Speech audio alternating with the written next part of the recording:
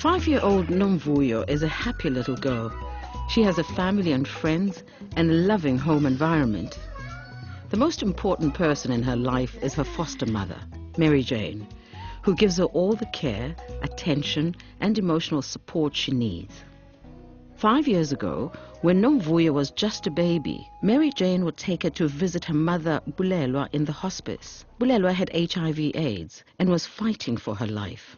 She was unable to care for her child. When I found out that my mother passed away, and I was very hurt. But thanks to community-based childcare organization Home from Home, which placed Nomvuyo under Mary Jane's care, the little girl has continued to thrive in a small, loving family. She's really growing faster now. She's not always so tiny and all that.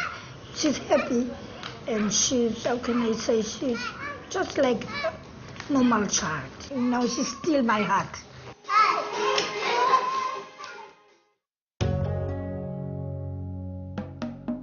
In South Africa, unemployment is widespread and poverty is rife. The majority of people live below the breadline. The scourge of HIV/AIDS and substance abuse, compounded by illness and disabilities, leave many parents unable to cope. In cities across the country, as family units disintegrate, children are forced to eke out an existence on the streets. Overcrowded and under-equipped institutions can't offer more than a glimmer of hope. Just like Nomvuyo, millions of abandoned, abused and orphaned South African children are in need of a place to call home. Home from Home isn't an institution. We're not a children's home. We are a group, a cluster of small community-based family homes. Our homes look like any other homes on the street. They integrate into the local community. Recognizing that children respond better in small community foster homes than in institutional care, Home from Home was founded in 2005 and has grown rapidly from one house in Khayelitsha to many homes around the country.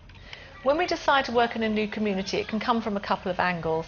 Either we will discover through working with the Department of Social Development that there is a tremendous need to have a home in a new area.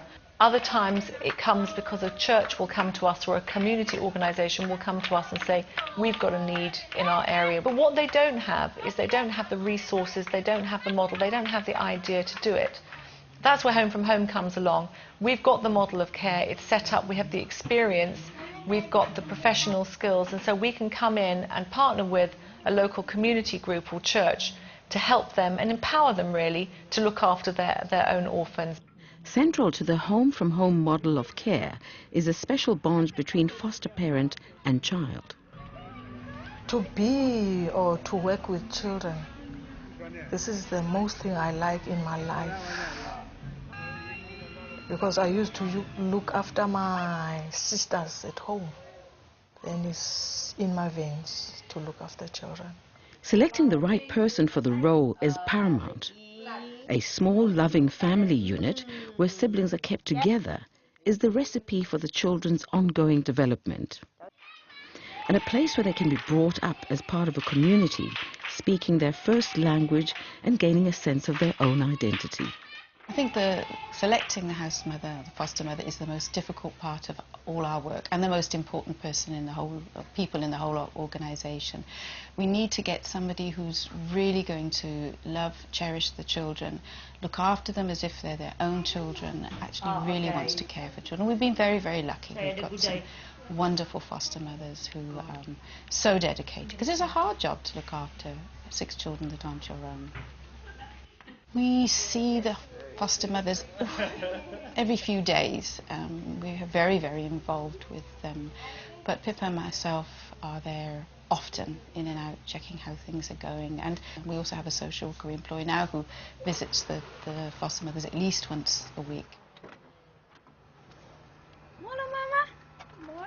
Critical to the Home from Home model of care is a level of support and supervision offered to the foster parents that cannot be matched by overstretched government social workers. Counselling and ongoing training for the parents and therapies for the children when needed are just some of the extras available. Many of the children under the care of Home from Home are HIV positive. But with proper care and medication, they can go on to live full, meaningful lives. By working hand in hand with the community and faith-based organizations, Home from Home endeavors to make the impossible possible. Home from Home gives the church the opportunity to be as realistic and holistic as possible in terms of caring for the children, and that's what they bring. Home from Home brings to us as the Anglican Church a model of caring for the children.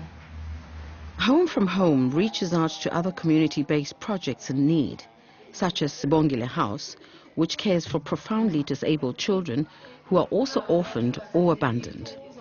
Until recently, the children spend their days in a shipping container. Brand new premises have drastically improved the children's quality of life. To partnership with Home from Home, it was a good chance for us to grow at Sibongile.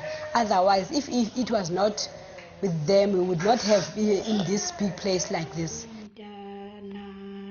Home from Home owes its success to the commitment and dedication of its staff, volunteers and donors. There is still a lot of work to be done, but with ongoing support, Home from Home will continue to build a better future for children in need, brick by brick, in one house at a time, in community after community.